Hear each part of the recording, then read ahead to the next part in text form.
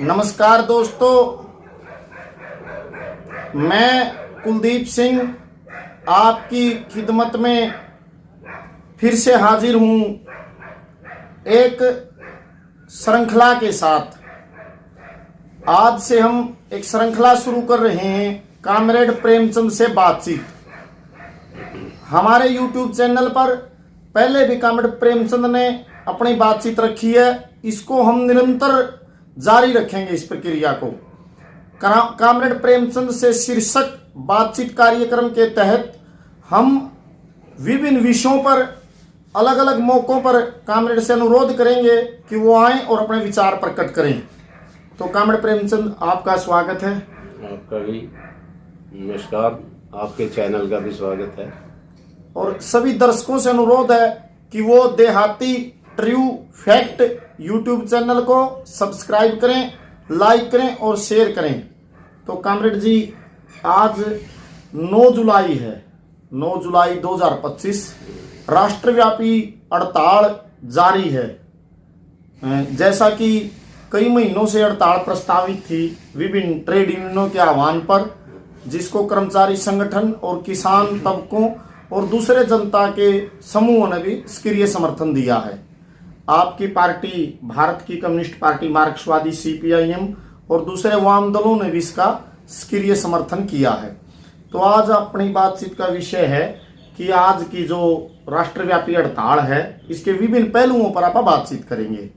तो कामरेड जी, सबसे पहले तो आप यही आपसे अनुरोध है कि वो आप इस बात पर प्रकाश डालें कि आज जो ये हड़ताल है, ये एक्चुअल में इस हड़ताल का क्या असर है, कैसी हड़ताल है, जनता का इसके प्रति क्या रुख है, या एक प्रकार से इसके अंदर कितनी सक्रिय भागीदारी है वर्किंग क्लास की, कर्मचारी तबकों की या दूसरे समूहों की। बिल्कुल ठीक बात है। आज की जो हड़ताल है ये पूरे देश के अंदर, जिसमें 10 जो केंद्रीय ट्रेड यूनियन है और कर्मचारी संगठन है, उन्होंने मिलकर के इस हड़ताल का आह्वान किया था। और आज पूरे देश में ये सफल हड़ताल मानी जा रही है। जिस तरीके से जन सैलाब उमड़ा है, सड़कों के ऊपर प्रदर्शन कर रहे हैं। मैं तो आज कैथल में आया हुआ था।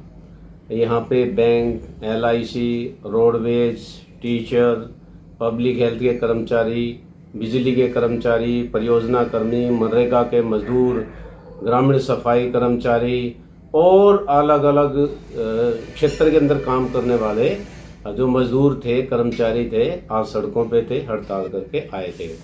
इसी तरीके से पूरे देश के अंदर अलग अलग जिलों के अंदर, अलग अलग राज्यों के अंदर लोग सड़कों पे थे।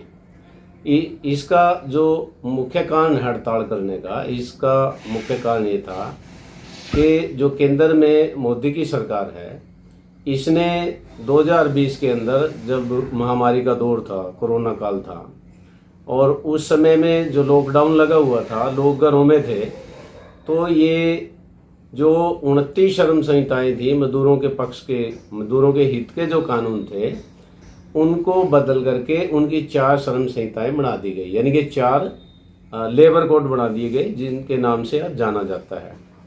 और लगातार जो आंदोलन है ट्रेड यूनियन जो नेतृत्व कर रही हैं मजदूरों का और कर्मचारियों का, सरकार जो है इसको अभी तक लागू नहीं कर पाई थी। 2025 आ गया, लेकिन अब जो है केंद्र सरकार ने इसकी तैयारी कर ली पूरे तरह से कि भाई ये जो कानून है, जो मेहनत कश जनता है उनके ऊपर थोपा जाए, उसको लागू किया जाए, और इसका जो लाभ है जो बहुराष्ट्रीय कंपनियां हैं, कारपोरेट हैं, बड़े पूंजीपति हैं, बड़े कारखानेदार हैं, उनको पहुंचाया जाए। अब ये था कर्मचारी मजदूरों की तरफ से कि ये लागू नहीं होने चाहिए किसी भी तरीके से। मुख्य रूप से हड़ताल इसलिए की गई। कामरेड जी, आपकी बातचीत का सारांश ये है कि ये जो हड़ताल का आयोजन किया है ट्रेड यूनियन कर्मचारी संगठनों ने, कि जो सरकार ने पुराने जो श्रम कानून थे, जिनमें मजदूर पक्षीय, जन पक्षीय स्वरूप था, उसको खत्म करके 4 जो कोड बनाए, लेबर कोड, उनके अंदर प्रतिगामी बदलाव किए जो मजदूर विरोधी, कर्मचारी विरोधी थे। बिल्कुल बिल्कुल। और उसके विरोध में ये हड़ताल का आह्वान किया गया। यही मूल सार है इसका। बिल्कुल। और वो ये जो 4 कानून हैं, ये जो 4 मतलब कोड हैं, लेबर कोड, ये पार्लियामेंट से पारित कर दिए सरकार ने, अभी तक एग्जीक्यूट नहीं हुए हैं। हाँ बिल्कुल, अभी तक क्रियान्वयन नहीं हुआ, उनका। मतलब ये तो एक मजदूर वर्ग ने मैसेज दिया है कि इनको वापस लिया जाए। आप बिल्कुल रद्द करना चाहिए इसको, ये स्वीकार नहीं है। असल में ये जो कानून लेके आए हैं उसका कारण क्या है ये भी समझना पड़ेगा। जो नव उदारीकरण की नीतियां हैं, उन नव उदारीकरण की नीतियों के तहत मतलब जो हमारे जो संसाधन हैं या जो सार्वजनिक क्षेत्र की इकाइयां हैं, उनके अंदर सरकार यानी कि जो स्थायी भर्ती होनी चाहिए थी ना, उसको बैकफुट पे लेके जा रहे हैं धीरे धीरे। मतलब स्थायी जो भर्ती हैं उनको खत्म कर रहे हैं और एक अस्थायी जो काम है उनको लेके आ रहे हैं, जिसमें ठेका के मजदूर हैं या कौशल। इसको सरल ढंग से यूं भी कह सकते हैं कावड़ की मतलब पक्की नौकरियां खत्म की जा रही हैं। हाँ। और कच्ची नौकरियां अस्थायी रोजगार का स्वरूप खड़ा किया जा रहा है। हाँ बिल्कुल सही। और जैसे हरियाणा में तो ये कौशल रोजगार निगम के तहत यानी कि पक्का काम जो है वो कच्चे रोजगार में कर दिया। हालांकि इसमें बहुत सारे जैसे आरक्षण का एक प्रावधान था, जो वंचित तबकों से आते थे पक्की नौकरियों में, तो उसका भी लाभ मिलता था, लेकिन वो लाभ उस तरीके से मिलेगा नहीं। बैकलॉग भी खाली पड़ा है। मतलब एक सवाल ये भी है। दूसरा ये भी था कि पहले तो जिसने भी 240 दिन काम कर लिया उनको पक्का करना होता था। ये केवल सरकारी संस्थानों में नहीं था, ये इससे अलग जो प्राइवेट यानी कि निजी जो कारखाने थे उनमें भी लागू करना पड़ता था। लेकिन ये सारा का सारा स्वरूप जो है बदल गया।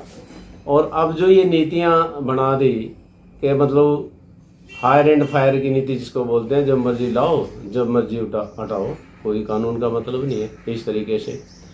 और आप देख भी रहे हैं इस अरसे के अंदर 90 से पहले मतलब बहुत सारे जो सर्वे हुए हैं उनका जो आकलन आया है, जो मुनाफा था बड़े पूंजीपतियों का वो 34% के आसपास था। और अब ये मुनाफा जो है बढ़ के 57% से ऊपर चला गया।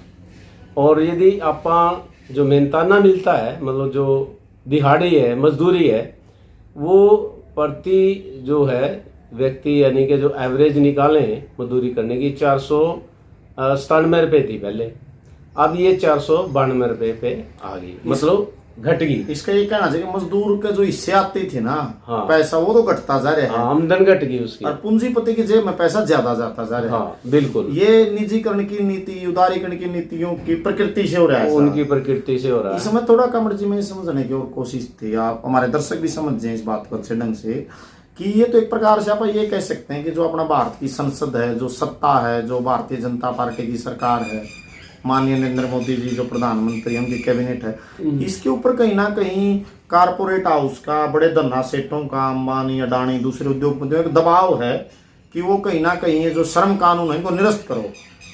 और दबाव भी है। असल में जो कारपोरेट है ना, उनका नेतृत्व जो है मोदी जी कर रहे हैं और कारपोरेट की नीतियां ही लागू कर रहे हैं। मतलब वो बिल्कुल सहमत है, क्योंकि दक्षिणपंथी कहते हैं ना इनको, मतलब है ही इनकी अमीर लोगों की पार्टियां हैं, मतलब आम गरीब लोग नहीं है। आप देख सकते हैं मतलब ये खुले तौर पे मतलब लाखों करोड़ रुपए माफ कर दिए कारपोरेट के, हर बजट में उनको माफ दिया, एनपीए में डाल दिया जाता है, नॉन परफॉर्मिंग एसेट। ठीक है। अब दूसरा एक अभी कुछ दिन पहले की खबर है कि जैसे कारखाने में जो काम करेंगे सरकार उनको 2000-3000 रुपये उसमें देगी मंथली के हिसाब से, जो मजदूरों को देंगे। इसका मतलब ये जो कारपोरेट है उनको सरकारी जो पैसा है यानी कि धन है जो साझा होता है सबका, वो उनको दे रहे हैं खुल्लम खुल्ला। ये तो सरकारी खजाने को लुटाने की साजिश है। हाँ, ये लुटा रहे हैं। हाँ। एक बात अब देख रहे हैं कि देश की अर्थव्यवस्था जो है वो बेहतर नहीं है। मतलब मांग नहीं बढ़ रही। मतलब देश के अंदर मांग क्यों नहीं बढ़ रही? क्योंकि एक बहुत बड़ा हिस्सा जिसके पास पैसा ही नहीं आ रहा है। जब पैसा नहीं आ रहा तो बाजार में कैसे जाएगा? जिसके पास पैसा नहीं है वो खरीद कैसे करेगा? और जब खरीद नहीं होगी, कारखानों में उत्पादन कैसा होगा? उत्पादन नहीं होगा, और जब उत्पादन नहीं होगा तो रोजगार भी नहीं बढ़ेगा, कोई रोजगार सृजन नहीं, बल्कि पहले से भी ज्यादा जो है गिरावट आई है इसको तो उत्पादन जो में। आर्थिक मंदी गहरी होगी, मतलब लोगों की खरीदक क्षमता नहीं बढ़ा रही सरकार, हाँ। क्रय शक्ति नहीं बढ़ा रही। हाँ बिल्कुल। इसको मैं काम थोड़ा यूं समझने की और आसानी से प्रक्रिया, जो उदारीकरण की नीतियों के गहरे असर हैं। मतलब पहले जो मांग होती थी आमतौर पर मजदूर वर्ग की, कर्मचारियों की, हमारा बोनस बढ़ाओ जी, हमारी तनख्वाहें बढ़ाओ। अब तो बात यहाँ तक आ गई जी कि हमें हड़ताल करने का अधिकार दे दो, हमें हटाओ ना, मतलब कम से कम हमारे रोजगार को परमानेंट कर दो। मतलब तो स्थिति ये आ गई भाई महकमे को ना बेचो। मतलब एक प्रकार का हमला बहुत ज्यादा तीखा नहीं हो गया जी पिछले 25-30 साल में। बिल्कुल सही है। जो लेबर कोड की आप बात कर रहे थे ना, देखो मैं खुद मैकेनिक रहा हूँ, मिस्त्री रहा हूँ, मैं फैक्ट्री में काम किया है बतौर मोल्डर। अब मैंने बाद में अपनी वर्कशॉप भी लगाई थी। मेरा अनुभव है फैक्ट्री में काम करने का। एक बल्कि लिखा होता था वहाँ पे फैक्ट्रियों में ना, क्योंकि लेबर इंस्पेक्टर वगैरह जाके सर्वे करते थे, मतलब महीने की हर 7 तारीख को वेतन भुगतान करना होता था फैक्ट्री मालिक को। मतलब एक नियम बना हुआ था। और जैसे संडे की छुट्टी का प्रावधान है ना, ट्रेड यूनियन के अधिकार उसमें शामिल हैं, और 8 घंटे काम से ज़्यादा नहीं ले सकते, लेंगे तो उसके भी प्रावधान थे कि मतलब ज़्यादा जो है वो देना पड़ेगा आपको, ओवर टाइम जो लगाते हैं, इस तरीके से अलग अलग मतलब वो थी उसमें। लेकिन अब जो है मोटे तौर पे देखा जाए तो कोई निश्चित नहीं है कि जिसने भी काम किया है मजदूर ने, उसका भुगतान जो है फला तारीख को होगा कि नहीं होगा, मतलब कोई वो नहीं है। मतलब इस तरीके से 8 घंटे की ड्यूटी जो लड़कर के हासिल की थी, मतलब 8 घंटे का कार्य दिवस होना चाहिए। अब 12 घंटे 14 घंटे, अब मतलब देख सकते हैं एक सप्ताह में कितने दिन, मतलब 8 घंटे के हिसाब से देखें, एक दिन की छुट्टी मान लें तो 48 दिन का बन गया। लेकिन अब जो नए लेबर कोड बने हैं, इन कोड के मुताबिक जो है तो वो 70 घंटे से लेके 90 घंटे तक जो है मजदूरों को काम करना पड़ेगा। तो छुट्टी खत्म कर देंगे या घंटे एक्सटेंड कर देंगे? बिल्कुल नहीं, ये आ गया, गुजरात की सरकार ने एक अध्यादेश लेके आई है कि जो कारखाने चलते हैं उसमें जो रात की पाली है उसमें महिलाओं से काम करवाने का प्रावधान है, जबकि पहले ऐसा नहीं था। ठीक है, अब मतलब जबरदस्ती ऐसे मतलब कानून लेके आ रहे हैं जो बिल्कुल गलत है। पहले जो लड़कर के हासिल किए थे कानून, आज उनको मतलब खत्म कर रहे हैं पूरी तरह से। इसको तो एक प्रकार से यूं कह सकते हैं कॉमन के जो मजदूर वर्ग ने संघर्ष करके जो हासिल किया था, हाँ बिल्कुल, जो उन्होंने एक संरक्षण हासिल किया था, आज उसको भी खत्म किया जा रहा है। विरासत को ही खत्म करने की, कुचलने की कोशिश। हाँ बिल्कुल, ये इसको तो कावड़ धीरे धीरे जो ये फैक्ट्रीज हैं या जो ये तो उद्योगपतियों के रेमो क्रम पे और एक प्रकार के बुच्चड़ खानों में तब्दील हो जाएंगे और मजदूरों को निचोड़ा जाएगा पूरी तरह। काम के घंटे, उनके स्वास्थ्य बड़ा उनके स्वास्थ्य कोई संभाल नहीं, एक प्रकार के तो मतलब गुलामी है, भयानक तरीके की तरफ लेकर जाएंगे। हाँ बिल्कुल सही है कि मतलब जो पैसा कम मिल रहा है ना, बार बार तो मजदूर ये मांग कर रहे हैं कि भी महंगाई को देखते हुए उनका न्यूनतम वेतन जो है कम से कम 26,000 रुपये होना चाहिए। श्रम सम्मेलन कर ले चाहिए, वो कर ही नहीं रहे। पिछले काफी गैप मतलब ये हो गया, ताकि उसमें मतलब इसकी समीक्षा करी जा सके और कितना बनता है उस पर बातचीत करके वो दिया जा सके। और जो लंबा समय हो गया जिनको काम करते हुए, उनको पक्का रोजगार देना चाहिए और समान काम का समान वेतन देना चाहिए। मतलब एक सामाजिक सुरक्षा की बात जो है लगातार जो मजदूर कर्मचारी संगठन इसको उठा रहे हैं। इसमें ये पुरानी पेंशन बहाली का भी सवाल है, लेकिन सरकार इसकी तरफ बिल्कुल नहीं जा रही। मतलब कोरा एक तरफा जो है, जो बड़े पूंजीपति हैं उनकी तरफ जा रहे हैं। और अब तो जो यूनाइटेड किंगडम के साथ और अमेरिका के साथ भी जो ये इनके जो समझौते किए जा रहे हैं, बड़ी अंतर्राष्ट्रीय पूंजी और धना सेठों के साथ भी गठजोड़ कायम करवाए जा रहे हैं। हाँ, और उसमें जो हम यहाँ सीमा शुल्क लगाते हैं ताकि यहाँ का जो माल है, हाँ वो ठीक ठाक यहाँ बिके, रोजगार बने, लेकिन अब उससे हटा रही है। मछली का, दूध का और खेती से संबंधित जो प्रोडक्ट है उनका, इलेक्ट्रॉनिक सामान का, ये सब, ये तो एक प्रकार से पूंजी को लूट की इजाजत दी जा रही है। हाँ, इसलिए तो ये है कि आप आओ और मजदूरों को हम देख लेंगे। मतलब जैसे ये मतलब एक प्रचार है कि वो हड़ताल करेंगे, अपनी मांगे उठाएंगे, इस तरीके से सरकार जो है ना आज पूंजीपतियों के साथ है। मतलब ऐसा नहीं है कि मजदूर विरोध नहीं कर रहे हैं, चाहे अमेरिका में भी हैं ऐसी नीतियां, वहां पे उसका विरोध हो रहा है, चाहे डाक के मजदूर हैं, चाहे हवाई अड्डों में ट्रम्प के काम खिलाफ सड़कों में उतर रहे हैं अमेरिका के बिल्कुल लोग। बिल्कुल बिल्कुल। इंग्लैंड के अंदर भी रेलवे के मजदूर, जापान के अंदर, जर्मनी के अंदर, मतलब अलग अलग जगह पे सारी जगह जो है ये लड़ाई लड़ रहे हैं, क्योंकि वहां भी तो स्थायी रोजगार जो है जा रहा है और पैसा कम दे रहे हैं। इसी तरीके से अपने भारत के अंदर भी ऐसा ही हो रहा है। और ये तो बहुत पुराना नारा है मजदूरों का कि दुनिया भर के मेहनत कशो एक हो। कोई वैसे नहीं कह रहे, क्योंकि लूट सारी जगह है और बहुत ज़्यादा असमानता बढ़ी है देशों के बीच भी। और आज आप अपने देश में भी देख रहे हैं तो यहाँ भी बहुत ज़्यादा असमानता बढ़ी है। मैंने जो बताया ना, कितना मुनाफा उनका बढ़ रहा है और जो मेहनत करने वाले लोग हैं उनका वो जा रहा है। आरबीआई ने भी खुद ये कहा कि 50% जो है ऐसे लोग हैं जिनका जो सेविंग था ना वो कम हो रहा, पिछले 50 सालों का रिकॉर्ड बचत गिर रही है। हाँ, बचत गिर रही है, 50 सालों का रिकॉर्ड तोड़ दिया। आमदनी घट रही है और खर्चे बढ़ रहे हैं। हाँ। महंगाई की मार में पफेट मारे हैं लोग। हाँ बिल्कुल। ये पीछे रंगनाथन था, क्या नाम था, उन्होंने जो सर्वे किया था और जो ये बीपीएल का, भाई बीपीएल में कौन से लोग आए, उन्हें जो ग्रामीण का था वो शायद 25 और 20 रुपए का रखा था, जिनकी आमदन इतनी है, और उससे जो नीचे है वो गरीबी रेखा से नीचे है। और शहरों का जो है वो 3600 कुछ रुपए था, 3600। इसको सारांश में ये कह सकते हैं कामड़ की लोगों को, आम गरीब लोगों को घोर आर्थिक सुरक्षा में धकेला जा रहा है। हाँ बिल्कुल। मतलब करोड़ों लोग जो हैं आज यहाँ गरीबी की रेखा से नीचे जीवन बिताने के कगार की तरफ जा रहे हैं। 2 टाइम की रोटी भी जुटा पाएंगे कि नहीं। हाँ बिल्कुल। ये दुनिया के देशों में भी एक हिंदुस्तान का बड़ा वो है गरीबी के मामले में, जहाँ कुपोषण है इस तरीके से। भारत वो जगह है जहाँ दुनिया के बड़े पैमाने पर भूखमरी के शिकार लोग रहते हैं। हाँ, और वो भी तब है जब भारत जैसे देश में, जहाँ पे अनाज उत्पादन बहुत है, दलहन है, तिलहन है, मतलब सफेद क्रांति भी यहाँ पे धान है, गेहूं है, सब कुछ है यहाँ पे। गोदामों के जो हैं अंबार लगे हुए हैं अनाज के गोदामों के अंदर, भंडार हैं, लेकिन लोग भूख से मर रहे हैं। मतलब ये है, अपन देखा है कि हरियाणा के अंदर तो अभी जो सरसों का तेल था और 40 रुपए की बोतल मिलती थी, 2.5 गुना रेट उसमें बढ़ा दिया। मतलब 150% मान लो कि 100 रुपए कर दिया 40 से बढ़ा करके। कोटा पे जो मिलता था, कोटा पे जो मिलता था। और दूसरा ये है कि लोगों के जो बीपीएल कार्ड धारक थे, यानी कि उनमें काटना शुरू कर दिया। मैं तो कुछ दिन पहले अखबार में पढ़ा था 4.78 लाख जो है लोगों के वो कार्ड काट दिए बीपीएल के। मतलब एक तरफ तो सरकार कह रही है प्रति व्यक्ति आय बढ़ रही है, एक तरफ 70% यहाँ पे लगभग जो है ये बीपीएल कार्ड धारक हैं, और उन लोगों के कार्ड काटे जा रहे हैं जो बिल्कुल पुअर हैं, गरीब हैं आज भी इस तरीके से। पहली बात तो इनका जो पैमाना है वही ठीक नहीं है, इस महंगाई के दौर में वो पैमाना ही गलत है। और दूसरा, जिनके बीपीएल कार्ड बने हुए थे आज उनके काटे जा रहे हैं। हमारा जो कैलोरी के पैमाने थे वैज्ञानिक उनसे पीछे हट रही है।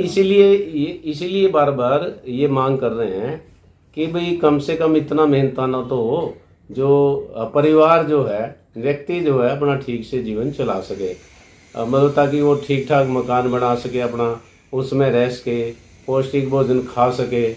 मतलब एक इंसान की जो जिंदगी है ना, एक वो कम से कम एक बेहतर हो, मनोरंजन के साधन हो, बच्चों की पढ़ाई हो, इलाज हो। आज सरकार जो है सारी जगह से अपने हाथ पीछे खींच रही है। मतलब जो उसमें निवेश करना चाहिए, जो कल्याण के जो काम है, जन कल्याण के, उससे भी पीछे हाथ खींच रही है। एक बात तो ये है। और दूसरा, स्थायी रोजगार नहीं है, या रोजगार है तो उनका मेहनताना कम दिया जा रहा है। ये सारे के सारे जो हमले लोगों के ऊपर किए जा रहे हैं, ये भी कह लो टैक्स भी बढ़ाए जा रहे हैं। मतलब गरीब लोगों का प्रत्यक्ष कर जो है, मतलब उनकी जेब से निकाला जा रहा है। असल में कारण क्या है कि जो पूंजीवादी व्यवस्था है वही इन संकटों की जननी है। संकट मतलब इस व्यवस्था में ज्यादा है, इसमें कोई समाधान नहीं है। इसका परिणाम ये होगा कि कुछ लोगों के घर में तो दौलत इकट्ठी होती रहेगी और कुछ लोग बिल्कुल कंगाली की हालत में पहुंच जाएंगे। बिल्कुल पहुंच ही रहे हैं। इसमें थोड़ा काम, एक दो सवाल और जानना चाहते थे आपसे। जैसे ये हड़ताल का आह्वान करा ट्रेड यूनियनों ने, कर्मचारी संगठनों ने। आप भारत की कम्युनिस्ट पार्टी मार्क्सवादी के राज्य सचिव हैं, तो कम्युनिस्ट पार्टी ने इसका समर्थन किया है। हाँ, बिल्कुल। तो इसका मूल कारण क्या है भाई? मतलब कम्युनिस्ट पार्टी है जो आपकी राजनीतिक दल है, इसने इस हड़ताल का क्यों समर्थन किया है? देखो, पहली बात तो है मार्क्सवादी कम्युनिस्ट पार्टी मतलब हमेशा से इस बात की लड़ाई लड़ रही है कि जो समाज में जो गैर बराबरी है, जो विषमताएं हैं, यानी कि जो असमानता है, ये ख़त्म होनी चाहिए और समाज में सबको बराबरी का हक मिलना चाहिए, जो आज नहीं है। और इस पूंजीवादी व्यवस्था के अंदर ये बिल्कुल भी संभव नहीं मुझे दिखाई देता। इसलिए मार्क्सवादी कम्युनिस्ट पार्टी समाजवाद की बात मतलब करती है। और जो मजदूर हैं जो ये लड़ाई लड़ रहे हैं, कर्मचारी जो लड़ाई लड़ रहे हैं, बिल्कुल जायज़ मांग है, क्योंकि मार्क्सवादी कम्युनिस्ट पार्टी भी तो इसी के लिए लड़ाई लड़ रही है ना। मतलब जो मेहनत करने वाले लोग हैं, जो आशिया पे धकेले गए, उनका जीवन स्तर भी बढ़े, तो ये मांग लेके वो लड़ाई लड़ रहे हैं और इसलिए हम उनका समर्थन कर रहे हैं। बिल्कुल आज ये स्ट्राइक करी है जैसे 9 जुलाई की, और ये लड़ाई तो आगे भी चलेगी। इसमें कमल जी एक सवाल और है, जैसे जो ये इतनी बड़ी हड़ताल हुई है जिसमें व्यापक पैमाने पर जन भागीदारी हुई है, इस हड़ताल का क्या कोई राजनीतिक असर भी देखते हैं आप भविष्य के लिए? हाँ, बिल्कुल असर है निश्चित तौर पे। देखो, ये नीतियां जो है प्रभावित कर रही हैं आदमी के जीवन को, और एक वैकल्पिक नीतियों की बात भी मतलब करते हैं। जैसे मजदूर भी ये करते हैं कि भी हमारे लिए ये होना चाहिए। निश्चित तौर पे इन नीतियों में तो नहीं हो सकता, कुछ बदलाव तो करना पड़ेगा ना। तो ये है, और एक वैकल्पिक नीतियों की मांग भी साथ साथ उठ रही है कि भाई वैकल्पिक नीतियां लागू होनी चाहिए, और इस संघर्ष को मजबूती मिल रही है। दूसरी बात इसमें एक और है, सरकार जो है आजकल जो हम देख रहे हैं कि हमारा जो संविधान है देश का, उसकी प्रस्तावना में जो समाजवाद की बात है लिखी हुई, और ये पंथ निरपेक्ष की जो बात है, वो कोई ऐसे नहीं लिख रखी। पूरी जो वस्तुगत स्थिति है देश की, ये आज़ादी के आंदोलन के दौरान भी थी, जो सोची समझी गई, आज़ादी के आंदोलन में जो उभर के आया वो तभी उसमें जोड़ा गया। लेकिन जो बीजेपी सरकार के जो मंत्री हैं, यहाँ तक कि उप राष्ट्रपति जो है उसका भी बयान था कि भी इसमें इसकी क्या जरूरत है समाजवाद की और ये धर्मनिरपेक्षता की, पंथ निरपेक्ष जिसको बोलते हैं।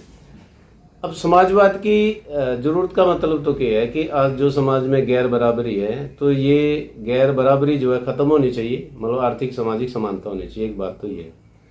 और धर्मनिरपेक्षता का मतलब ये है कि राज्य का काम नहीं है ये कौन कैसा धर्म अपनाओ, ये व्यक्तियों का काम है, वो कर ले अपनी मर्जी से, जिसको जो भी मानना है नहीं मानना है। लेकिन धर्म को राजनीति से अलग होना चाहिए, वो इसको खत्म करना चाहते हैं। एक खास जो है हिंदुत्ववादी जो राजनीति की बात करते हैं धर्म से जोड़ के, वो इसको यहाँ पे स्थापित करना चाहते हैं। इस देश में संभव नहीं है, क्योंकि पहले भी देश भुग चुका है, इस देश के कई टुकड़े हो चुके हैं, और आज फिर ऐसी परिस्थितियां बनाई जा रही है जो उचित नहीं है। केवल ये नहीं बल्कि जो मेहनत कर जो जनता है, देश का जो समाज है, उसको भी एक तोड़ने की ये बातें की जा रही हैं। इसको थोड़ा यूं कह सकते हैं कि जो सरकार की जो नीतियां हैं, वो एक सांप्रदायिक समाज का निर्माण करना चाहती है हिंदू राष्ट्रवाद के नाम पर। हाँ, बिल्कुल ये। और देश का आवाम की जो तासीर है या अपनी जो मूल्यबोध है, परंपराएं, उसको स्वीकार नहीं कर रही। हाँ, और इसको तो संविधान का पूरा ढांचा ही खत्म कर देंगे ये। हाँ, ये संभव नहीं है। देखो, लोग लड़ाई लड़ रहे हैं और लड़ेंगे, बल्कि अकेला ये नहीं, बल्कि जो लोकतंत्र अपने देश में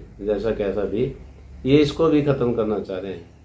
एक दलीय प्रणाली स्थापित करना चाहते हैं देश के अंदर, ऐसे इनके प्रयास हैं। ये तानाशाही की तरफ बढ़ रहे हैं, क्योंकि आप देखो जो भी विपक्षी पार्टियां हैं, उनके नेता हैं, किस तरीके से उनको दबाया जा रहा है। ये लोकतंत्र के सिकुड़न की प्रक्रिया बिल्कुल शुरू कर रखी है। सरकारी संस्थाओं का इस्तेमाल करके उनको जेल में डालना, उनको दबाना, ये सारी ऐसी प्रक्रियाएं अपना रहे हैं। या जो मजदूर भी लड़ाई लड़ते हैं, ऐसे ऐसे कानून बना दिए, मतलब जो अंग्रेजों के जमाने में भी नहीं थे, और बनाए भी अंग्रेजों ने, उनका विरोध किया और उनको वापस करना पड़ा। जैसे यूएपीए है। हाँ, यूएपीए आ गया, उसमें आप गिरफ्तार कर लो, मतलब दमनकार का एक मतलब खतरनाक रूप नए नए ढंग से बिल्कुल। अब बिहार में चुनाव है, अब वो ले आए कि वोट का जो ये सर्वे कर रहे हैं, जैसे एनआरसी वाला जो प्रावधान था वो इसके साथ जोड़ रहे हैं। आपका जन्म का सर्टिफिकेट, आपके पिता का, और जो प्रवासी मजदूर हैं मतलब राज्य से बाहर जो जा रहे हैं, इसका मतलब वो तो दे नहीं पाएंगे। मतलब बड़े पैमाने पर लोगों को अपने मताधिकार से वंचित करने की साजिश है। हाँ बिल्कुल, ये भी एक तानाशाही का एक प्रतीक के रूप में लोगों को देखा जाना चाहिए। अधिकार छीन लो। हाँ बिल्कुल बिल्कुल ये है। मैं कमल जी को और बात कहना चाहता था, हम तो राजनीतिक असर का तो आप इस रूप में देखेंगे कहीं ना कहीं भारतीय जनता पार्टी या जो एनडीए हैं उसके घटक हैं वो अपनी राजनीतिक जमीन गंवाएंगे इस हड़ताल के बाद निरंतर। तो एक तो ये असर जाएगा, और जो विपक्षी पार्टियां इंडिया गठबंधन की या वाम दल हैं उनमें लोग आस्था जताएंगे इनकी नीतियों में। एक तो ये है जिसका, और देखो इसका फैसला तो निश्चित तौर पे लोग करेंगे। जो इंडिया ब्लॉक की पार्टियां हैं, जो बिहार में भी उन्होंने भी समर्थन किया है इसका, और अच्छा असर है जी बिहार में। इसका एक जबरदस्त असर है मतलब इस तरीके से। निश्चित तौर पे असर तो पड़ता है। जो सरकार जो है टॉर्चर करेगी, मेहनत कर जनता का दमन करेगी, तो निश्चित तौर पे सरकार को जाना पड़ेगा। और अब तक का इतिहास है जिसने भी लोगों को टॉर्चर किया, जो मजदूर हैं, किसान हैं, उनको टॉर्चर करा है, और उस सरकार को निश्चित तौर पे भुगतना पड़ा है। इसको बेदखली हुई है सत्ता से, बेदखली हुई है सत्ता से, और ये ऐसा कर रहे हैं तो इनको भी जाना पड़ेगा। एक कामड़ जी और बातचीत थी, जो हड़ताल है जो आज के एक मुकम्मल व्यापक जन हड़ताल है ये, या और दूसरी हड़तालें भी होती हैं जो, इनका एक सामाजिक सांस्कृतिक असर भी पड़ता है, उपयोगिता भी होती है। जैसे हम इसका क्या देखते हैं आप, जैसे मतलब एक व्यक्ति है वो उसको कभी आप हिंदू बना देती है सत्ता, या उसकी पहचान स्थापित, या वो मुस्लिम होता है, सिख, ईसाई, या भौगोलिक एथनिक पहचानें होती हैं उसकी, या उसकी दूसरी तमाम पहचानें खड़ी की जाती हैं। तो कहीं ना कहीं वो एक वर्करशिप, मैं एक वर्कर हूँ, मैं कर्मचारी हूँ, एक मजदूर हूँ, या और दूसरे सामाजिक सांस्कृतिक असर इस हड़ताल के क्या देखते हैं आप? क्या इम्पैक्ट पड़ता है इस हड़ताल से, जो एक एकजुटता की कार्रवाई, एक सामूहिकता की प्रक्रिया होती है इस हड़ताल से? देखो मैं जहाँ तक ये समझ रहा हूँ ना, जो ये हड़ताल जो आज हो रही है लगा, मतलब ये देश के अंदर मजदूर, चाहे कारखाने का मजदूर है, वो कारखाने तक सीमित नहीं, या सरकारी क्षेत्रों में काम करने वाले मजदूर हैं, वो लोगों के बीच में गए हैं, उन्होंने जत्थे चलाए हैं, नुक्कड़ मीटिंगें करी हैं, घर घर जाके पर्चे बांटे हैं। उसका सामाजिक और आर्थिक जो है मतलब इस पे फर्क पड़ेगा निश्चित तौर पे। लोग समझते हैं 1928 के दौरान भी भगत सिंह के जो लेख हैं वो दंगे तो उस दौरान भी थे ऐसे, क्योंकि शासक वर्ग तो जो हमेशा सचेत अंग्रेजों की तो नीति थी सांप्रदायिकता को फूट डालना चाहते हैं, अंग्रेजों ने भी ऐसा करा। अब ये शासक वर्ग जो है बड़ा पूंजीपति, वो भी चाह रहा है कि उनकी नीतियों को थोपा जाए और लोगों को गुमराह किया जाए पहचान की राजनीति पे या जो सांप्रदायिक राजनीति है। भगत सिंह उस समय में लिखते हैं बड़ा सुकून मिल रहा है, जैसे कोलकाता के जो मजदूर हैं वो जात धर्म को छोड़ करके हड़ताल कर रहे हैं, जो अंग्रेजी सरकार के जो कानून है उनके खिलाफ, वो सब एक है, एक साथ खाना खा रहे हैं। फैक्ट्री मजदूर है ना, वो दंगों में हिस्सा नहीं लेते थे। दंगों में हिस्सा नहीं लेते, वर्गीय चेतना से लैस होते थे। वर्गीय चेतना से लैस थे, वो कितनी खुशी की बात है। और इसलिए मतलब ये विश्वास जताते हैं मतलब भगत सिंह भी कि इसकी तरफ भी मतलब जनता बढ़ेगी कि जात धर्म इलाका से ऊपर उठ करके जो हमारी जो समस्याएं हैं जो गुलामी पैदा करती है उनकी जंजीरें टूटेगी निश्चित तौर पे, और एक बेहतर नागरिक समाज का गठन होगा। तो आज भी जो ये हड़ताल है इसका मैसेज यही है। भगत सिंह तो खैर अपने लेखों में ये भी कहते हैं भाई जो सांप्रदायिकता है इसके खत्म करने का एक तरीका ये भी है कि लोगों की वर्गीय चेतना को ज्यादा से ज्यादा उसके अंदर पैदा की जाए, पैदा की जाए, ऊपर उठाई जाए। हाँ बिल्कुल, ये उसके बगैर तो बनेगी ना बात। इसको थोड़ा यूं भी समझ सकते हैं कामड़, क्या वर्ग संघर्ष की तरफ 2 कदम आगे बढ़ेगा वर्किंग क्लास? बढ़ेगा, देखो समय समय पे बढ़ा भी है, जब ये समझ बनी है तो बढ़ता भी रहा है। आप देख रहे हैं जो अपने पड़ोसी मुल्क है उनके आसपास आज मतलब जो इस समझ के जो लोग हैं, विचारधारा के, आप नेपाल में देखो, श्रीलंका में देखो, चीन में देखो, लाओस में देखो, नॉर्थ कोरिया में देखो, अभी चिली में वामपंथी उम्मीदवार जीते हैं राष्ट्रपति का चुनाव, चिली में, ब्राजील में, मैक्सिको में, बहुत सारी जगह प्रगतिशील ताकतें आगे आ रही है। निश्चित तौर पे इसका असर पड़ता है। एक सवाल हो रहा था कामड़, अक्सर जो लोगों के जहन में भी आता है और उसकी चर्चाएं भी चलती हैं, जैसे आज की हड़ताल है कामड़ जी, करोड़ों लोग इसमें भागीदारी करेंगे, कर्मचारी, मजदूर, किसान, दूसरे तबके, और लोकल स्तर पर भी, स्टेट या डिस्ट्रिक्ट लेवल पर भी। जब करोड़ों लोगों को ट्रेड यूनियंस या जन संगठन सड़कों पर उतार सकते हैं और कम्युनिस्ट पार्टी उनकी बढ़ चढ़ कर मदद करती है, लेकिन आपकी राजनीति की विचारधारा को या मार्क्सवाद को आत्मसात करना ग्रहण करने के पक्ष पर या कम्युनिस्ट पार्टीज को वोट देने के सवाल पर, उसको थोड़ा कई बार आप देखो अलग अलग जगह नहीं खड़े होते हैं। जैसे मैं इसको सरल ढंग से कह सकता हूँ कि जैसे एक आंगनवाड़ी वर्कर हेल्पर है, आशा वर्कर हेल्पर है, वो उसका संघर्ष के लिए वो लाल झंडा उठाती है, 4.5 साल 5 साल लड़ती है, लेकिन जब वोट डालने का दौर आता है तो वो किसी न किसी पूंजीवादी राजनीतिक दल के वोट दे देती है, या इंदी पट्टी या हरियाणा या बहुत सी जगह कम्युनिस्ट पार्टी को उस अनुपात में वोट नहीं मिलते जितने बड़े उनके जनसंघर्ष हैं। या इसको आप यूं समझा कि इतनी बड़ी हड़ताल के आयोजन करने के बाद भी कम्युनिस्ट पार्टियां वोटों में क्यों नहीं तब्दील कर पाती या अपने सांगठनिक ढांचे का विस्तार क्यों नहीं कर पाती? क्या आप ये सही है ये बात है कि इसमें कुछ अलग बात है? देखो, ये भी बात सही है कि अभी हम समझा नहीं पा रहे इस मामले में, सामाजिक स्थितियां अलग हैं। जैसे आपने ये उदाहरण दिया, मान लो जो परियोजना कर्मी महिलाएं आ रही हैं आंदोलनों में, यहाँ तो इकट्ठी एक ताकत के रूप में दिखाई देती हैं, लेकिन जब गांव में मोहल्ले में जाती हैं तो स्थितियां कुछ अलग हैं, सामाजिक स्थिति अलग है। तो अभी जो संघर्ष है, आर्थिक और सामाजिक संघर्ष जब बनेगा इकट्ठा तो निश्चित तौर पे वो आएंगे, इधर भी सोचने पे मजबूर होंगे, एक ताकत के रूप में फिर दिखेगी कम्युनिस्ट पार्टी। इसके लिए हमें भी और ज्यादा काम करने की जरूरत है। एक बात और काम, जैसे आप देखते हो कई बार जैसे हड़ताल शब्द है, धरना है, प्रदर्शन है, ये जब बातचीत चलती है तो एक नकारात्मक वातावरण सक्रिय रहता है। आमतौर पर समाज में परंपरागत तौर पर बात चलाई जाती है, हड़तालों से दूर रहना चाहिए, धरना में नहीं जाना चाहिए। एक आप ये नहीं देखते कहीं ना कहीं एक प्रकार का ऐसी मानसिकता का निर्माण की जाती है, भाई ये हड़तालें धरने प्रदर्शन ठीक नहीं होते या इनमें हिस्सेदारी नहीं करना चाहिए। इस तरह का एक माहौल आपने भी खूब सुना होगा, या बहुत से लोग जब उसको मुद्दा का नहीं पता नहीं कौन देंगे भाई ये और हड़ताल कर रहे हैं, जैसे भाई ये मतलब देश का विकास नहीं होने दे रहे, या मतलब इनकी सोच नकारात्मकता है। ये एक विमर्श जो चलता है, इसके पीछे के कारक क्या देखते हैं आप? देखो, जो शासक वर्ग है जिसने अपना मुनाफा बनाए रखना है, वो भी चुप नहीं बैठता। वो समाज में सांस्कृतिक तौर पे भी अपना प्रचार करता है और आर्थिक तौर पे भी, मतलब वो भी ताकतें मतलब काम करते हैं साथ के साथ। इसका विरोध करने वाली जो ताकतें हैं और ऐसी भी ताकतें हैं जो अपने हकों के लिए लड़ाई लड़ते हैं। वह संतुलन की बात है, जिसके पक्ष में ज़्यादा संतुलन होगा वो निश्चित तौर पे आएगा सत्ता में और परिवर्तन करेगा।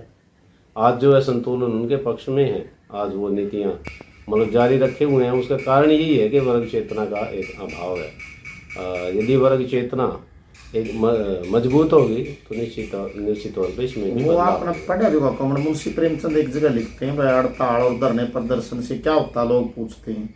इससे ये भी पता चलता है कि लोग अभी तक ऐसे लोग हैं जिनका जमीर जिंदा है, जो संघर्षों के मैदान से पीछे नहीं हटे हैं, बिल्कुल जिन्होंने हार नहीं माननी है। मतलब जो हड़ताल में जो लड़ता है, जो व्यक्ति संघर्षों में शामिल होता है, ये लगता है जैसे वो लोग हैं कि जिन्होंने एक प्रकार के वो आज भी दमन और उत्पीड़न के खिलाफ मैदान में डटे हुए हैं। ये हौसले की भी तो बात है। बिल्कुल हौसले की बात है, और लड़ते भी हैं ऐसे लोग, लगातार लड़ते हैं, मिलते हैं ऐसे उदाहरण हैं बहुत सारे। मतलब अच्छा कोमल जी, एक बात अंतिम बातचीत की तरफ बढ़ेंगे अपन, तो आप कोई संदेश देना चाहते हो जो ये हड़ताली मजदूर हैं या जो कर्मचारी हैं या उनके सहयोगी किसान या दूसरे तबके हैं या और जो आम जनता है, इस हड़ताल को लेकर कोई बात आपकी जो कहने की इच्छा हो? देखो, पहली बात तो ये कि जो सेंट्रल ट्रेड यूनियन है, फेडरेशन है कर्मचारियों की, उन्होंने जो हड़ताल की है निश्चित तौर पे वो काबिले तारीफ है। क्योंकि अपनी जो ये स्थितियां मतलब पैदा कर दी गई हैं शासक वर्ग ने, उनमें बदलाव के लिए उन्होंने ये स्ट्राइक की है। ये बहुत ही एक अच्छी बात है कि अपने हकों के लिए वो लड़ाई लड़ रहे हैं और पूरे देश के अंदर एक संदेश भी दिया, एक चुनौती दी है जो नवोदारीकरण की नीतियां हैं और सरकार जो नीतियां थोप रही है तानाशाही की उनके ऊपर। मेरा इसमें यह भी कहना है कि अभी भी बहुत बड़ा हिस्सा जो बचता है, जहाँ तक मतलब मेहनत कश की जो बात है वो सब तक नहीं पहुँच पाई। तो चाहे उसमें किसान हैं, खेत मजदूर हैं, ग्रामीण मजदूर हैं, दिहाड़ी करने वाले मजदूर हैं, का जो दुकानदार हैं, अभी वो अधूरा है। और उनके अंदर भी अपनी ये बात लेकर के जाएंगे। और एक साझा मोर्चा जैसे होता है ना, मतलब संयुक्त लड़ाई है, इस लड़ाई को और ज़्यादा तीखा करेंगे, तभी ये बदलाव संभव होगा एक बेहतर समाज बनाने का। यही मैं कहना चाह रहा हूँ। अच्छा, चलो आपने बड़ी बेहतरीन बातचीत रखी कॉमरेड, आपने समय भी निकाला, हम आपका धन्यवाद प्रकट करते हैं। शुक्रिया आपका भी। और सभी दर्शकों से भी अपील है कि वो भी आज के जो ये 48 साथी हैं, जो आज के क्रांतिकारी हैं, इनका अभिवादन करें, इनका हौसला अफजाई करें, इनको सहयोग करें। सभी ट्रेड यूनियनों को देहाती ट्रू फैक्ट यूट्यूब चैनल भी सैल्यूट करता है और मजदूर वर्ग की लड़ाई आगे लड़े और सभी मजदूर जमात मार्क्सवाद के दर्शन को अपनाए। और कमरेड ये भी आशा करते हैं कि आपकी कम्युनिस्ट पार्टी से भी ये लोग जुड़ें और आप निरंतर जनहित में से मुद्दे उठाते रहें। आपसे आगे भी मिलते रहेंगे। आपने समय दिया, आपका धन्यवाद। और दर्शकों से भी दोबारा अनुरोध है कि वो कॉमरेड से कोई बात पूछनी है या कोई कमेंट करना है वो जरूर करें, हम आपकी बात कॉमरेड तक पहुंचाएंगे। कॉमरेड प्रेमचंद से बातचीत इस श्रृंखला में हम आगे जल्द ही आपके सामने हाजिर होंगे। आप सभी का धन्यवाद। धन्यवाद कॉमरेड।